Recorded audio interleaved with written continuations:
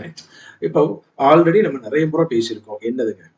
ஃப்ராக்ஷன்ல ratio இருந்துச்சுன்னா அதை whole நம்பரா மாற்றணும் அப்படின்னு சொல்லிட்டு. பின்னத்துல விகிதங்கள் இருக்கு அப்படின்னா அதை முழு எண்களாக மாற்றணுங்கிறத நம்ம நிறைய முறை பேசியிருக்கோம்.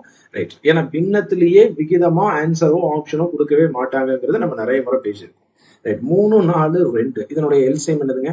3, 4, 2 இது எல்லா நம்பரையும் வந்து பாத்தீங்கன்னா பெரிய நம்பர் 4. 4ங்கிற நம்பர் 3ஆல டிவைட் ஆகாது.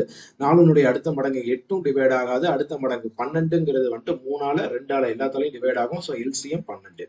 அப்ப அந்த 12ஆல இந்த எல்லா நம்பரையும் பெருக்கணும்னா முழு எண்களாக மாறிடும். இந்த 3ஐயும் 12ஐயும் கேன்சல் பண்ணா 4. 2 × 4 8 ஈஸ் டு 4ஐயும் 12ஐயும் கேன்சல் பண்ணா 3. 3 × 3 9 ஈஸ் டு 2ஐயும் 12ஐயும் கேன்சல் பண்ணா 6. 4 × 6 24. ஸோ அப்போ இதனுடைய ஆன்சர் 9. இது என்ன சுருக்க முடியாது. Clear? Right. 9 is to 24 option D answer.